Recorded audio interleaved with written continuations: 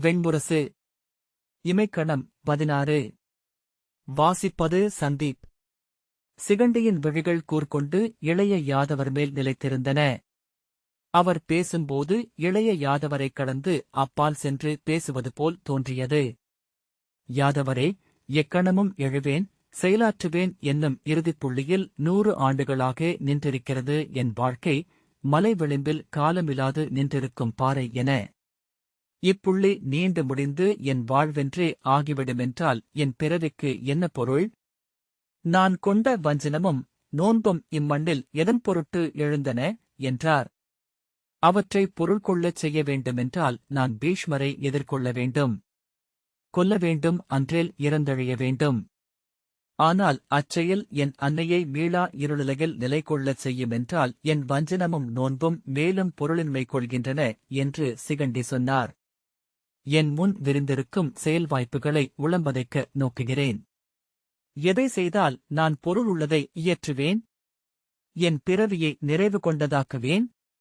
செய்வது அல்லது ஒழிவது, இப்புவியில் மானுடனுக்கு தெய்வங்களுடன் இருக்கும் பூசல் இது ஒன்றே.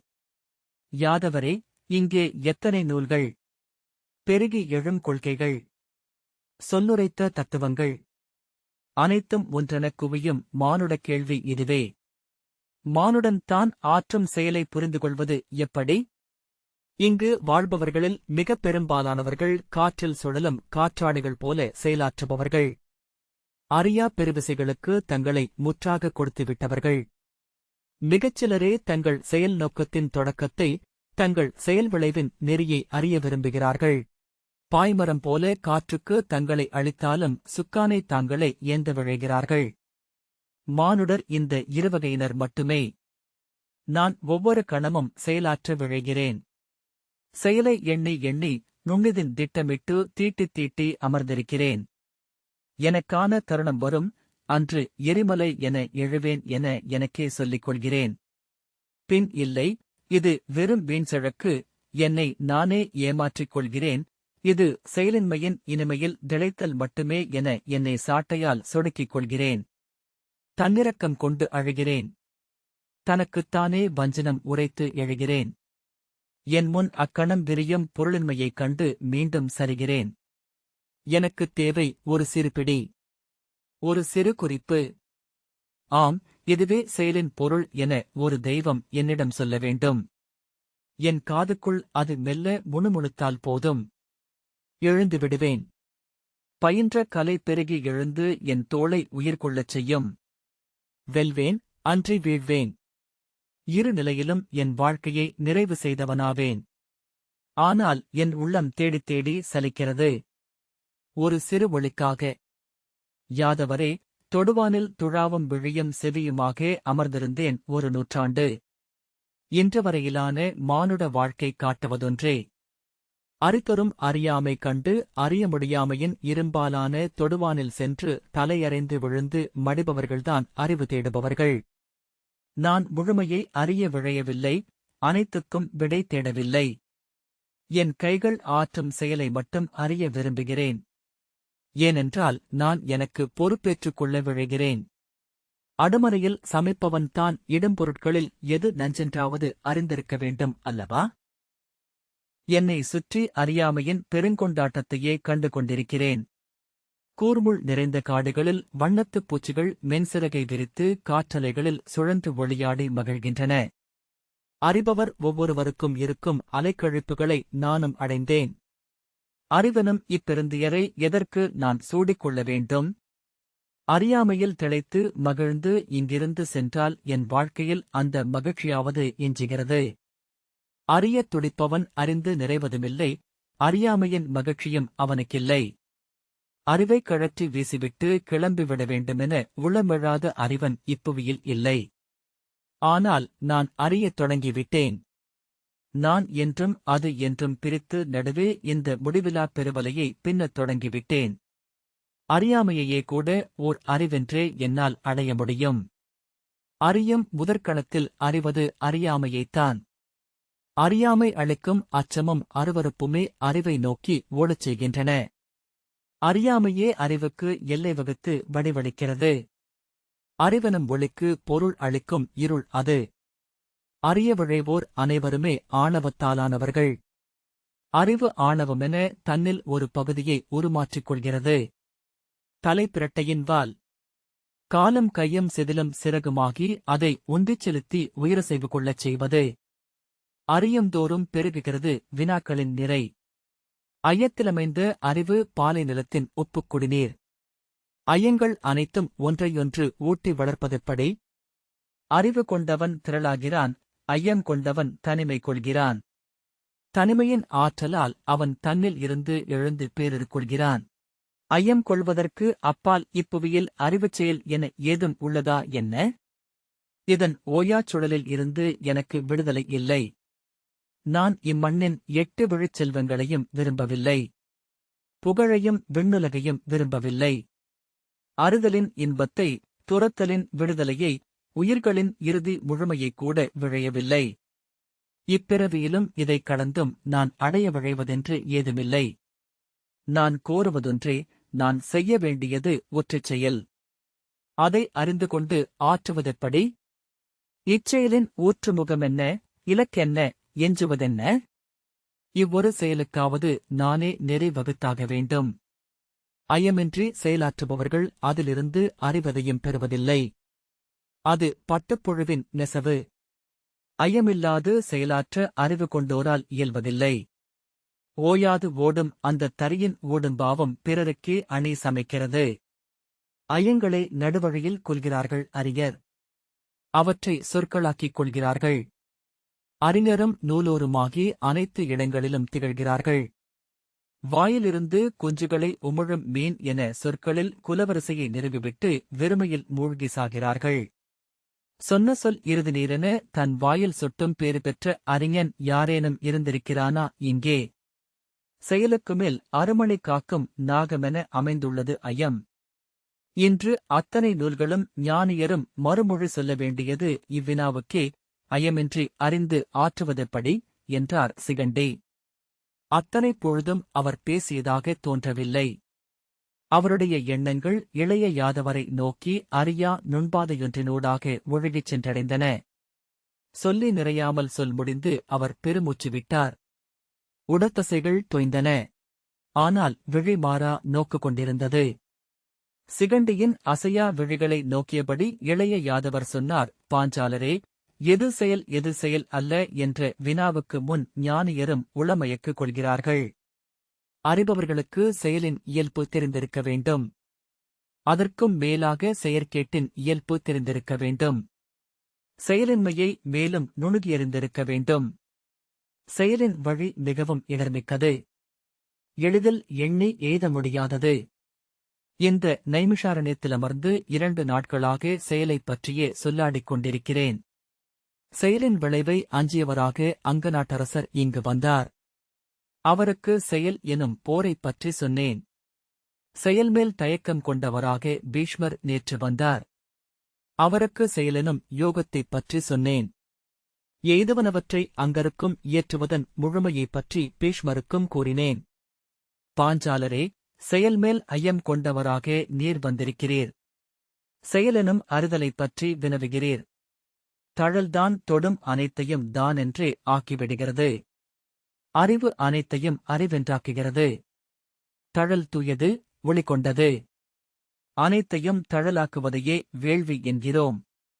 ஞானத்திலமைந்தவன் செயலனைத்தையும் வேள்வியாக்குகிறான்.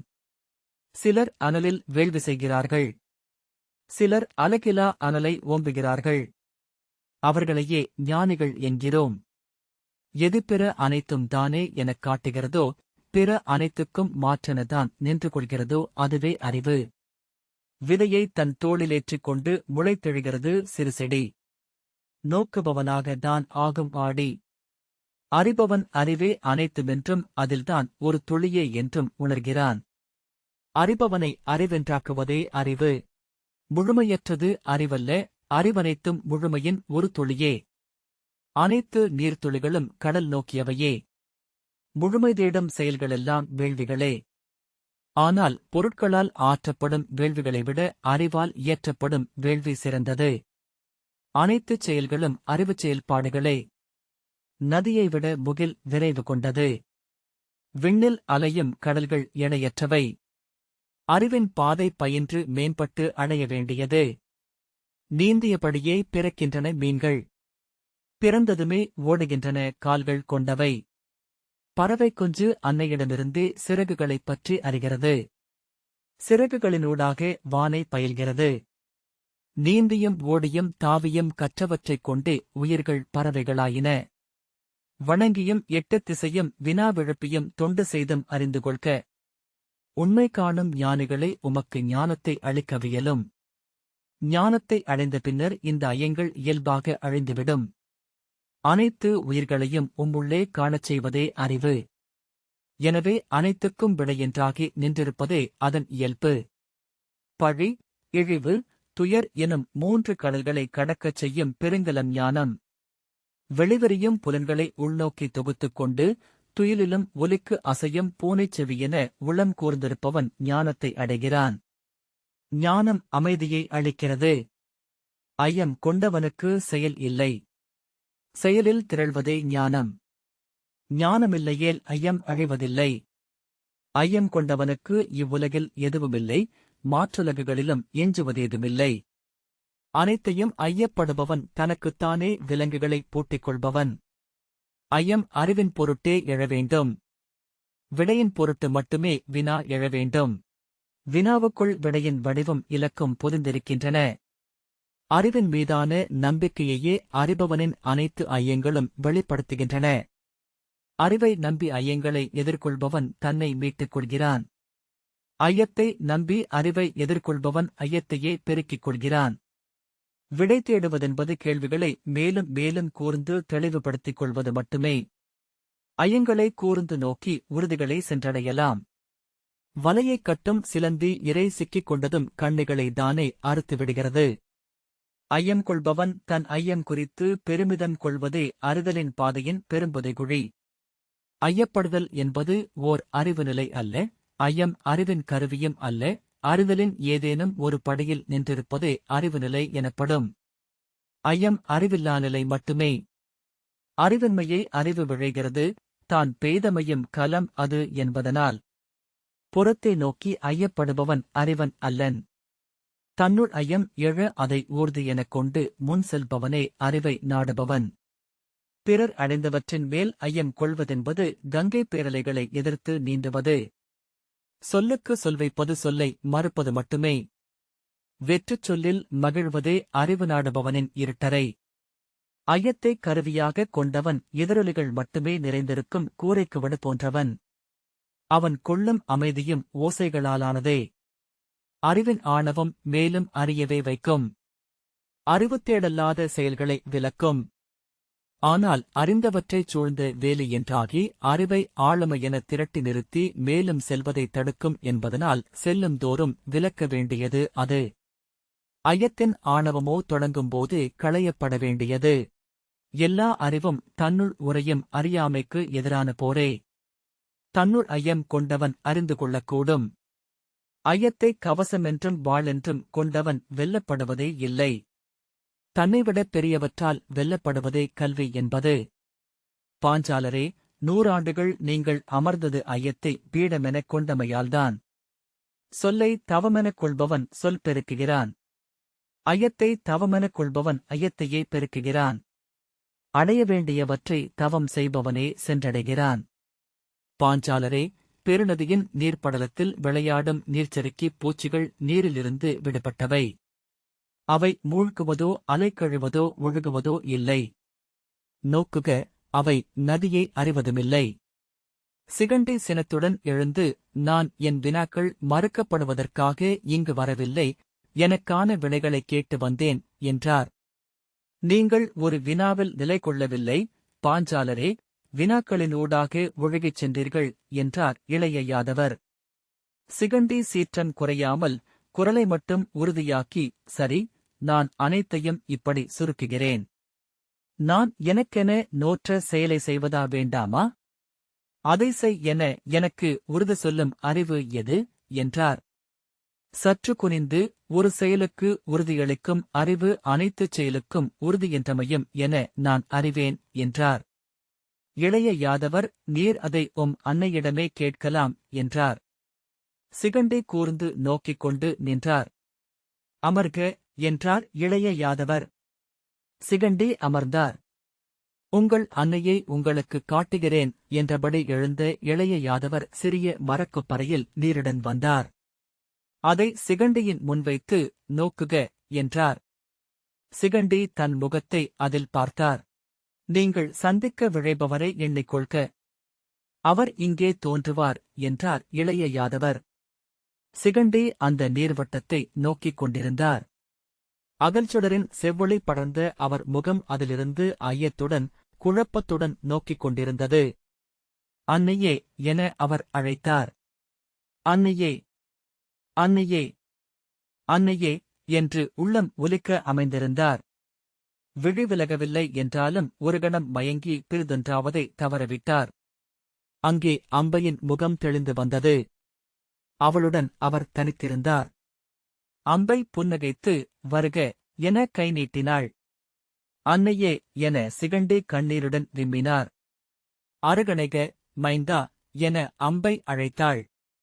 ஒரு சிறுகணத் திரும்பலில் அவர் அவளிருந்து வெளியே அடைந்தார். சுற்றிலும் நோக்கியபடி, இது எந்த இடம் என்று அவர் கேட்டார். இதுவே உண்மையில் இமைக்கணக்காடு. அங்கிருப்பது இதன் பருவடிவு. பருவடிவுகள் காலத்தை முற்றிலும் தவிர்க்க முடியாது என்று அம்பை சொன்னாள். அவர் தோளைத் தழுவி தலைமயிரை களைத்திருக்கிறாய் என்றாள். தான் ஒரு சிறுவனாக மாறிவிட்டிருப்பதை அவர் உணர்ந்தார். நெடுந்தொலைவிலிருந்து வருகிறேன், அன்னையே என்றார். ஆம், அது மிக அப்பால் உள்ளது என்று அம்பை சொன்னாள். வருக என அவர் கையைப் பிடித்து அக்காட்டுக்குள் அழைத்துச் சென்றாள். இளங்காற்று வீசிக்கொண்டிருந்தது. ஒளிசாய்ந்திருந்த திசையே கிழக்கு என்று உணர்ந்தான். பொறுத்திரு, தந்தை உணவுடன் வருவார். அவர் சென்றபோது நான் துயின்று கொண்டிருந்தேனா என்றான். அன்னை, அவரைத்தான் தெரியுமே. புலருக்கு முன்னரே துயில் நீப்பவர் என்றாள். அவன் கால்களை நீட்டிக்கொண்டு, இந்தக் காடு இனியது. இங்கே எப்போதும் மென்குளிர்காற்று உள்ளது என்றான். பறவைகளின் ஒலிகள் கேட்டுக்கொண்டிருந்தன. பனிசூழ்ந்த மலைகள் அப்பால் வளையமிட்டிருந்தன. காட்டுக்குள் கிளைகள் அசையும் ஓசை கேட்டது. அம்பை, அவர்தான் என்றாள். காட்டுப்பாதையில் பீஷ்மர் காய்களும் கனிகளும் நிறைந்த கொடிக்கூடை ஒன்றை தோளிலிட்டு கயிற்றால் கட்டப்பட்ட கிழங்குகளை கையில் எடுத்தபடி வந்தார். அவருடைய தலையில் கரியமயிர் சடைக்கற்றைகளாக தொங்கியது. அதில் பிறை நிலவு என பன்றித்தேற்றையை அணிந்திருந்தார். புலித்தோலாடை முழங்கால் வரை வந்தது. உடலெங்கும் பூசிய வெண்ணீற்றில் வியர்வையின் தடங்கள். கரிய முகத்தில் வெண்புன்னகையுடன் அன்னை எழுந்து, அதோ தந்தை என அவனுக்கு சுட்டிக்காட்டினாள். தந்தையே என்று கைநீட்டிக் கூவியபடி சிகண்டி எழுந்து அவரை நோக்கி ஓடினான். சிரித்தபடி குனிந்து, மெல்ல மெல்ல என்றார் பீஷ்மர். இங்கே என்ன செய்து கொண்டிருந்தாய் என்றார். நீங்கள் வருவதற்காக காத்திருந்தேன், தந்தையே என்றபடி அவர் தோளிலிருந்து கூடையை நோக்கி அவன் எம்பினான். இரு, அனைத்தும் உனக்காகவே என்று அவர் சொன்னார். வா என அவனை அழைத்துச் சென்றார். அன்னை சிரித்தபடி அவர்கள் அணுகுவதை நோக்கி நின்றாள். அவர் கூடையை தரையில் வைப்பதற்குள்ளாகவே அவன் அதற்குள் இருந்த கனிகளை எடுத்து பரப்பத் தொடங்கினான். இரு கைகளிலும் 2 மாங்கனிகளை எடுத்து மாறி மாறி கடித்து உண்டான். சாறு முழங்கை வரை ஒழுகியது. புளிப்பு முதிர்ந்து இனிப்பான சுவையில் அவன் உடல் உலுக்கிக் கொண்டே இருந்தது. உறிஞ்சியம் வென்றும் உண்டபோது ஊழ்கத்திலென விழிமூடி முகம் மலர்ந்தான். அம்பை அவனை நோக்கி, அமர்ந்துகொள் மைந்தா என்றாள். அவன் அதை கேட்கவில்லை. அவள் அவனைப் பற்றி இழுத்து தன்னருகே அமரச் செய்தாள். பீஷ்மர் ஒரு கனியை எடுத்து அம்பைக்கு அளித்தார். அவன் அக்கணமே விழிதிறந்து, இல்லை, இல்லை என்று கூவியபடி அதை பிடித்து விலக்கினான். என்னுடையவை இவை, அனைத்தும் என்னுடையவை என்றான். அன்னைக்கு ஒன்று, மைந்தா என்றார் பீஷ்மர். அம்பை சிரித்து, இன்னும் ஒன்று உண்டதுமே வயிறு நிறையும். அதன்பின் காலால் உதைத்துத் தள்ளுவான் என்றாள். அவன், இல்லை, நான் அனைத்தையும் தின்பேன். எவருக்கும் கொடுக்க மாட்டேன் என்றான். கையை எடுங்கள், கையை எடுங்கள் என பீஷ்மரின் கையை பிடித்து விலக்கினான். சிரித்தபடி, சரி, கையை வைக்கவில்லை என்று பீஷ்மர் சொன்னார். அம்பை, அன்னைக்கு ஒரு பழம் கொடு, மைந்தா என்றாள். அவன் அவளை நோக்கிவிட்டு சுட்டுவிரலின் கனிச்சாற்றை நக்கிய பின்பு ஒன்று மட்டும் என்று காட்டினான். சரி என்றபின் அவள் ஒரு கனியை எடுத்தாள். கடித்து சாற்றை உறிஞ்சி, இன்கனி, இக்காட்டிலேயே இதற்கு நிகரான சுவை பிறிதில்லை என்றாள். பீஷ்மர் புன்னகைக்க, இந்த மரம் காய்க்கும் பருவமா இது என்றாள். ஆம் என்று அவர் சொன்னார். அவன் அவர்களின் விழிகள் பரிமாறிக்கொண்ட புன்னகையைக் கண்டு மாறி மாறி நோக்கியபடி, என்ன என்றான். ஒன்றுமில்லை என்றாள் அம்பை. என்ன மரம் அது, அன்னையே என்றான். ஒன்றுமில்லை, நீ பழத்தை உண்க என்று அன்னை சொன்னாள். என்ன மரம், என்ன மரம் என்று அவன் கூவினான். ஒன்றுமில்லை என்று சொன்னேன் அல்லவா? பேசாமலிரு என்று அன்னை அதட்டினாள். அவள் விழிகளும் குரலும் மாறியிருந்தமை அவனை உள்ளத்தை கூர்கொள்ளச் செய்தது. என்ன மரம், என்ன மரம், தந்தையே என்றான். ஏன், மரத்தைப் பற்றி அறிந்தால்தான் கனியுண்பாயா? விலகிப்போ, போய் விளையாடு என்று அன்னை சினங்கொண்டு சிவந்த முகத்துடன் சொன்னாள். அப்போது முற்றிலும் புதிய ஒருத்தி அவளில் எழுந்துவிட்டிருந்தாள். தந்தையே, என்ன மரம் அது என்று அவன் கேட்டான். அவர் கையைப் பிடித்து உலுக்கி, என்ன மரம் அது, தந்தையே என்றான். போ என்றேனே என அன்னை அடிக்க கையோங்கினாள். அவன் கையிலிருந்த கனிகளை கீழே வீசிவிட்டு, எனக்கு ஒன்றும் வேண்டாம், இந்தக் கனிகளே வேண்டாம் என்று கூச்சலிட்டான். தரையை உதைத்து, வேண்டாம், ஒன்றும் வேண்டாம் என்று அலறினான். அன்னை அவன் புட்டத்தில் அடித்து, என்ன அடம், சொன்னால் கேட்க மாட்டாயா என்றாள். அவன் வீறிட்டலறியபடி தரையில் விழுந்து உருண்டு கைகால்களை வீசினான். கூடை சரிந்து கனிகள் உருண்டன. தந்தை அவனை அப்படியே தூக்கி எடுத்துக் கொண்டார். வேண்டாம், வேண்டாம் என்று அவன் கூச்சலிட்டு திமிரினான். அவர் அவனை சிரித்தபடியே கொண்டு சென்று ஒரு சிறுபாறை மேல் நிறுத்தி, நிறுத்து, அழாதே, நிறுத்து என்றார். அவன் விம்மி தேம்பினான். இதோ பார், உன்னை தேனெடுக்க கூட்டிச் செல்வேன் என்றார். ஆம், மெய்யாகவே நாம் தேன் எடுக்கச் செல்வோம். அவன் அழுகையை நிறுத்திவிட்டு உதடுகளை நீட்டி அவரை நோக்கினான். அந்த மரத்தைப் பற்றி சொல்கிறேன். நீ எவரிடமும் சொல்லக்கூடாது. அவன் இல்லை என தலையசைத்தான். முன்பொரு நாள் நான் உன் அன்னையை எரித்துவிட்டேன். அவன் திகைப்புடன், ஏன் என்றான். அவள் என்னை மதிக்கவில்லை என்று தோன்றியது என்றார் தந்தை. ஏன் என்று அவன் புரியாமல் கேட்டான். நான் அவளை எவ்வளவு மதிக்கிறேன் என தெரிந்து கொள்ள விழைந்தாள். ஆகவே என்னை மதிக்காமல் நடந்து கொண்டாள். அவன் ஒன்றும் புரியாமல் தலையசைத்தான். என்னைவிட அவள் தந்தை மேலானவன் என்றாள். அது எல்லா பெண்களும் எடுக்கும் படைக்கலம் என்றார் தந்தை. என் சொல் கேளாது தன் தந்தையில்லம் சென்றாள். அது என்னை சிறுமை செய்வதனால் என்று எண்ணி நான் அவள் மேல் சினங்கொண்டு தீச்சொல்லால் எரித்தேன். எரித்துவிட்டீர்களா என்றான். ஆம், நான் அவளை எரித்தது என் சிறுமையால். என்னை அவள் மதிக்கிறாளா என்று நான் வேவு சூழ்ந்து கொண்டே இருந்திருக்கிறேன். சினம் என்னை வென்றது. அதையே ஆணின் சிறுமை என்கிறார்கள். விழுங்கவும் உமிழவும் இயலாத நஞ்சு அது என தந்தை தொடர்ந்தார். என்ன என்று அவன் கேட்டான். ஆண் என எழுந்த அனைவருக்குள்ளும் உறையும் சிறுமை அது. வெல்லவே முடியாதனம் எதிரியை சிறுமை செய்து வெல்ல முயல்வது அவன் என்ன என்று மீண்டும் பொருளில்லாமல் கேட்டான். தாய்மையின் நிமிர்வு கண்டு சிறுமை கொள்கிறோம்.